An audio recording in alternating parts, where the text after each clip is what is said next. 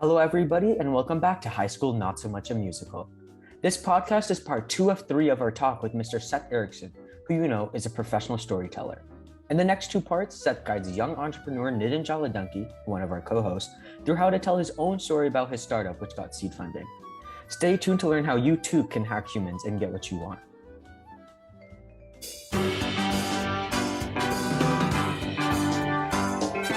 This is High School Not So Much a Musical, a podcast that takes you on a ride through the peaks and valleys of a high school journey.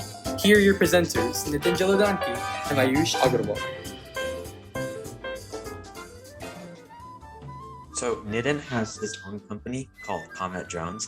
I think he's getting prepared because he wants to pitch to you, for example, and try to get your feedback on it. So. Okay. Sure. So for all the people who are watching on YouTube, we are doing this in video. So you'll actually be able to see the pitch deck that I'm sharing. I'm not going to go through the whole thing. I'm just going to go through just the storytelling aspect of it, because what I wanted to do was I wanted to kind of paint a picture. It's not the most you can't relate to it a lot, but I just wanted to kind of hear how you could fix just this first 20 to 30 seconds to make it a lot more engaging for the person. So just for everybody listening and for Mr. Erickson, Comet Drones is essentially just selling a better drone kit that combines everything else on the market. So we obviously know about DJI, we know about Parrot, and how they're selling these thousands of dollars of drones. But the problem is those drones are just for flying and for people who already know how to use them. But for kids who are ages 13 to 18, it's more important for them to learn how to use the drone, how to build the drone, how to code the drone, because that's where the actual knowledge comes in. It's really easy to just go and fly it, but if you're understanding why the drone is flying the way it is, it's a lot more intuitive on how the controls are working, how the code is being registered and stuff like that. So I'm not going to do this in a very pitching. I'm just going to be reading off the screen off my script, exact opposite of what I'm supposed to do. But if you could just tell us a little bit about how I could improve this, that would be great. So I'll just go ahead and start. Hi, I'm Nitin, the founder of Comet. As a kid, I loved taking apart tech like computers, and later I developed a fascination specifically with drones and struggled to build and code for months because all the educational materials are meant for adults. Drones are a growing industry that is projected to triple in size, but the problem is that, like my kit, everything is focused on adults. That's where Comet comes in, a company focused solely on the high school drone education market.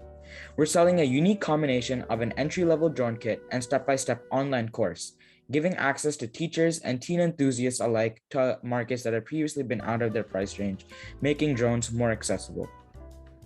Let's talk more about the problem.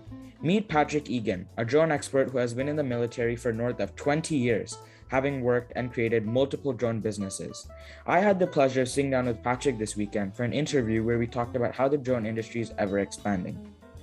Drones are a super difficult industry for teens to understand, which acts as a barrier to get into the drone drawing industry.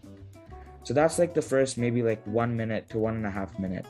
So if you could just help us understand how to better improve that first minute and how to grab the people's attention, because personally, I don't think it grabs many people's attention because they can't directly relate to the problem. So how do you think I could position Comet so that more people can relate to it and I can story tell just with the first 30 minutes or 30 seconds or so? Yeah. So I would start immediately with the problem, like the first words out of your mouth, right? So I would say something in, I'm doing this in real time, so tweak the language as you see fit, but I would say drones are really expensive and really complicated. And because of that, it keeps a lot of people out of the market, especially teens, right? So we're saying problem, then we're going another level with the problem and saying, and because it's expensive, it's doing this, right? And then you could even go, and also this other thing is happening, but I wouldn't go past 3 points, right? Because again, the rule of 3 is so you set up the problem and then maybe you have 3 subplots. Teens can't get access to it. It costs too much and it's really complicated to try to get in. So there's a barrier of entry, right? And so that's the problem, right? And you set it up, break it down, go a little deeper on it. You can go even deeper, but I'm riffing off of what you said. So there may be more there. I mean, you have more experience in this area. So I would go deeper into the problem. like I said, this is very surface level, but because of that, teens and children or whoever your audience is aren't able to get access to flying drones, learning how to use them, learning how to put them together, and so it's cutting out this whole set of the marketplace that really could enjoy being in this industry. So what we're doing is we've created this solution, right, which is your drone kits or whatever, and the reason that we did that is because and this is where you could bring in your personal story. Like, you have your personal story in there. I would move it further to the back, right? Because I always give like the 80-20 rule. 80% should be about the other person, the other people.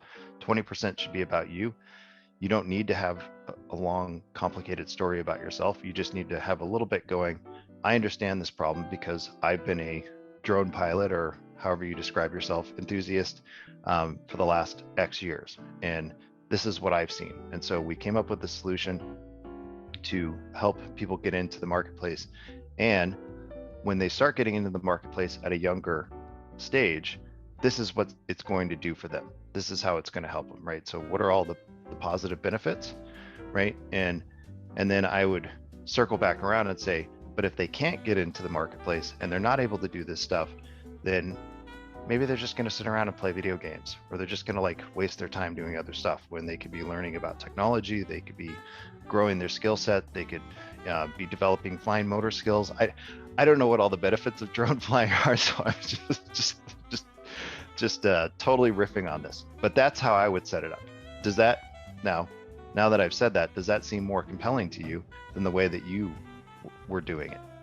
Yeah, it's a lot more compelling, because before I was just kind of giving my personal experience and just telling them what the product was, but I wasn't exactly telling them why they need the product and what they won't get if they don't get the product. So I think that it's more about like right off the bat telling the customer why they need the product, so that they're kind of grabbed in. And that's the thing that we see a lot on Shark Tank, because on Shark Tank, the first thing that they do is describe the problem, because they say, have you ever done this? Have you ever done that? It's just like the TV infomercial that you were saying, because I've been on a Shark Tank binge for like the last 1.5 months, and that's all I've been watching, like the episodes from a few years ago. But that's what all of them do. They get their person captivated, and you can see that on the sharks' faces. They've experienced this problem before, and that they kind of explain it in such a way that anybody can relate this, because I know that I've related to it. So I think that, yeah, it helps a lot, and thank you so much for your feedback. Yeah. So I mean, the story, isn't about the storyteller, right? That's one of the mistakes that people make, is that, I mean, it can be, right? Like if you're telling a personal story or whatever, like that's fine. But like in marketing, the story is not about the storyteller. The story is about the hero. And, Jonas Sachs said that in his book, Story Wars, in 2015. And then it's been something that Donald Miller, I think, has popularized more in his book, Story Brand. But they're both right. Like, and the thing is like, we as humans are very self-interested. So if you start talking about yourself or talking about your company, but you don't tell me why it matters to me, I describe it as answering the "why the hell should I care" question that every human has. And it's because we're asking that question because we're like, I need to know how this does something on my end. I don't care that your drone is can do this or that or whatever until I do care, and then maybe I want to know more about the specs or the cost or whatever. But first I need to know how this problem is going to help me or make my life better or create some transformation for me. Then I'm going to be like, okay, tell me more. So that's why, like, just changing, I think, a few things in how you start the pitch and where you take it from there, and how you kind of, like I said, you stick your finger in the problem and you say, and because kids or teens are not getting into it at an early age, or because of this or because of that, right? Like, I would be like, oh, that's interesting, I didn't know that, or okay, tell me more, and then, yeah, like I said, move that personal story a little further back, because people, once they're interested in your idea, then they'll be interested in you as well. Then they'll be interested in all the features. But really, we need to set up the problem and, make it a problem that makes the brain go, oh, wait, there's something important here. I need to pay attention, right? And then all that other stuff can be added in. So that's how I would change it. And so hopefully that's helpful. Yeah, it helps a lot. Thank you. I got a question for you. How many slides do you have, in your presentation? I think it's 13 to 15 because the whole pitching for this one was that I was basically part of this like incubator. Mhm. So we had only 3 minutes to pitch to like a round of, an audience of like 5 VCs. So the total is a lot. It's a lot more. It's 31 slides. The thing is, what we aimed for was we wanted to keep it just with pictures. We didn't have any words on the slides. We maybe had like numbers, but it was very, very few words. And what we would do was we would say, drones can be used in many industries, from healthcare to recreation to law enforcement to shipping. And there were 4 slides just with the whole slide with just pictures of each of those examples. Mhm. So it was a total of 31 slides. Okay. So yeah, one of the recommendations, and I have an acquaintance of mine who also works with startups, and we both he tries to get his startups to do 15 to 20 slides max. I say 20 to 30 because if you're telling a good story, they'll stay engaged a little bit longer, right? But usually what I see is 80 to 100. And I'm like, no. Well, why can't we have all these? Well, okay, let me just give you some basic facts. When the brain reads facts and figures, only 2 parts of the brain light up. When it hears a story, 7 parts light up. They did a study where, they asked somebody to stand up and give a presentation with a bunch of slides, and it was all data.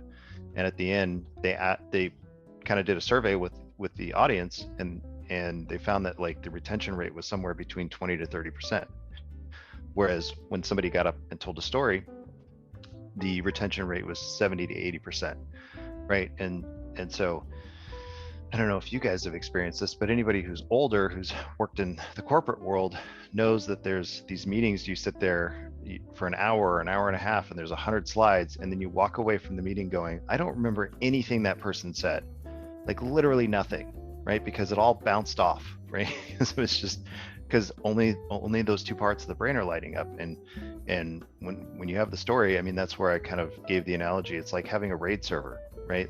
We need to engage all these parts of the brain so that the story is kind of getting copied all around.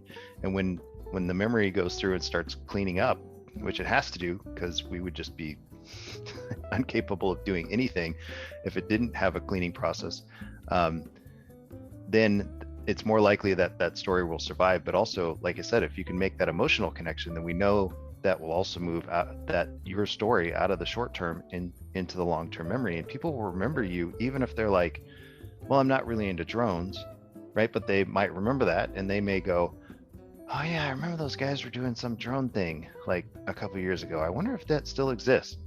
Google, oh look, there's the company. I want to buy a drone for my kid. You know what I mean? So if people can carry these things around and remember you over time because you told a good story and you brought that emotion into it, then you never know when that's going to come back around because that story is still rattling around in their head. So just a few other thoughts for you. I think from our viewpoint, us being 3 high school students, for example, 2 years ago, our teachers, they would always just put a bunch of notes on the slide, a bunch of words. Everyone would just be furiously writing down, trying to write down everything, thinking that, oh, they'll understand everything. But then the second I'll leave the classroom, I'll forget everything I just learned, because instead of actually trying to attentively listen to what the story the teacher is giving, almost, I'm just trying to write this thing down, and I don't even know what I'm writing down. Sometimes I won't even remember what I wrote.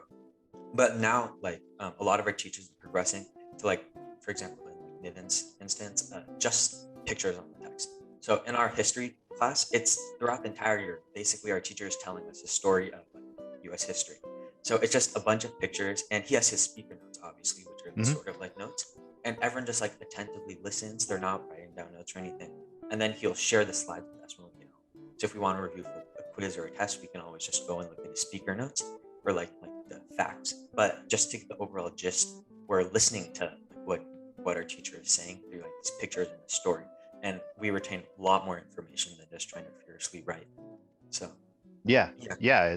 I mean, that's one of the reasons I liked history, because it was mostly stories, right? yeah, What happened at this battle? What happened with this, political thing? What happened with this, whatever, um, law was enacted or whatever. Like, um, quite often there was a story around it, and that made it easy for me to remember. I swear I didn't even open my history book, rarely, because my teacher was good at just telling the story, and that teacher in particular was very excited about the subject too. So there, he was up there animated and da, da, da, da, da, and this thing happened and this other thing happened, and you're just like, just tunnel vision on that teacher. Whereas, you have other teachers who are like, they're like Ben Stein in Ferris Bueller's Day Off. He's like, this is the, and you're just like, oh my gosh, I can't barely stay awake listening to this person talk. Like, there's not even emotion there. Like, even if there wasn't a story, if there was more enthusiasm and excitement, those mirror neurons would fire. Your brain would start to get a little bit more connected to the information, even if it wasn't in a story. But again, story is the most effective pattern. So like, if you could, tell stories, even as you're teaching, then yeah, like the all those brains in the classroom will just lock on like heat seekers, you know. So our teachers, they obviously have like a vision of making sure we understand all the information they're giving us, and like for our AP classes, making sure that we get a 5 on that. Right. Yeah. And also like many motivational speakers, they're always talking about the importance of having an idea of where you want to go in life. And in the same way, it's important to like have a short and long-term plan for your business. So how is it that having a strong vision will help guide a business's story and brand? Sure. So I'll just analogize it for you. The trying to run a company without a vision is like driving a car without a steering wheel. You can push on the gas, you can make things go forward, you can slow them down, you can stop, but you're probably not going to have any direction, which means you could go off a cliff. You might drive into the sea or into a ditch, right? Because you didn't have a clear understanding of where you want to go. And so the way that I define vision is that it's a future state, right? This is like, we want to fly to from LA to New York, or we want to go from LA to New York. Okay, well, how are we going to do that? Well, we could take a train, we could walk, we could ride a bike, we could take a car, there's lots of different ways of doing that. Well, that's kind of the mission. What are we doing today to prepare for and to get towards that goal? So let's say we want to fly. Okay, what time do we want to fly, right? Like, do we want to fly out at 6 a.m? Do we want to take a red eye, right? What are we packing to take with us? It's New York, it's fall. Ooh, probably should take some heavier, winter type gear because it can be cold in New York, right? So that's what I define as the mission portion, because like people always like, they'll say, oh, this is my vision, and I'm like, that sounds like your mission, right? You're just saying what you're doing to get towards that thing, or the mission and the vision are so vanilla that it's like, you don't even have a vision. So it's important to have a vision, and I talk about this in the book because I started a web design agency because people paid me money to do web design, and I was good at it, but I didn't ever have a clear vision of where the company was going, and I felt lost a lot of times. It's like, what do we do? Well, get more clients. Okay, I mean, sure, let's get more clients. But like, there was no, like, to me, like, I think, part of your purpose is tied up in that vision, right? Like, when you have a vision, then every day you can wake up and go, oh, okay, what can I do today to get there, right? Like, how can I take a step forward towards that future place that I want to get to? I never plan on writing a book. The reason I wrote the book was like, oh, well, if our vision is to reduce the startup failure rate by 10%, how can I do that? Right. And then I'm thinking backwards from that goal that I want to get to. Okay, well, what if I wrote a book and educated people on this topic and gave them something that they could use in their business, whether I can work with them or not, or they can talk to me or not, right? One of the other things was podcasts. How can I get in front of a larger audience and help them, with the information that I have? Okay. When I saw your show pop up, I was like, high schoolers, man, I want to talk to those guys, because I would love for this group of people to get this knowledge now and not have to like struggle and fight and screw up and lose money and sleep and everything else to learn these lessons. So if I can start educating, these high schoolers on, what is the purpose of story? Why do we use it? How do you do it effectively? Then like with you guys, when you go to pitch, you have a higher likelihood of success. Like, storytelling is not a magic bullet, but it'll get you a lot closer to the target. So that's our vision. But I can wake up every day and go, okay, how do I reduce that number, right? Because I have a specific goal. And the other thing that the other analogy I use is like, building a strong vision is like building a home that other people can see themselves living in. So when you have that strong vision, guess what? Your team goes, oh, I know what my role is and how I'm going to help us get to that future state, right? Because I'm really good at accounting. And if I keep the numbers good for the business, then the business will, continue to go on. I'm really good at design. If I can design, colorful, creative things, that'll continue to help us get our message out there, right? Like, I'm kind of just talking in general terms, but a vision should also unite the people around you, right? Because it's not about you. And that's another area where I see people going way off the rails with their vision. It's like, I want to make $2 million by next quarter. So what? That doesn't help humanity, doesn't help anybody else. It's all about you needing more money. It's like that's not going to inspire any purpose or passion inside of me. It's like, great, go make your $2 million, dude. But when I tell people about like, we're trying to reduce the startup failure rate, I've had, many different people go, that's really interesting. Tell me more about that. Or, hey, I love what you're doing. You should talk to this guy over here. He could probably help you. Or that girl over there, she can help you. Right. So it starts pulling people together also in the direction you want to go. And so you tend to pick up, it's like starts turning into, freaking Lord of the Rings. It's like we got the main hero and he's like, I got to get this ring to Mordor. And then all of a sudden we got a ranger, we got an elf, we got a dwarf, and it's like, because they're all part of that vision. They're like, yeah, this is important. We need to do this thing, and it starts bringing people together. It starts giving them purpose, or if they have the specific skills, they can see how that comes together. So it's really hugely important. Because like I said, we, in the web design agency, it was just like, what are we doing? Well, we do web design because we're good at it. But at a certain point, I was like, I wasn't waking up in the morning going, I'm really glad I'm a web designer, because I had no purpose. I had no vision. I didn't have a thing I was striving towards, like a goal, something that I wanted to obtain. I just had make more money. Well, that's great. But when you have enough money, then what do you do? When your addiction to food and shelter has been managed, what's next after that? So that's actually, even though the book is about storytelling, I added it as a bonus chapter to the book because I'm like, this is important. This is also needed information, so I'm going to put it in here anyway, even though nobody asked. Thank you for listening to this episode of High School Not So Much a Musical. If you found Mr. Erickson's storytelling narrative interesting, make sure to check out his book, How to Hack Humans. Check out the link in the description to preview Chapter 1 for free. Additionally, make sure to listen to Part 3 of our podcast with Mr. Erickson, which will be released in the coming weeks. And see you next time.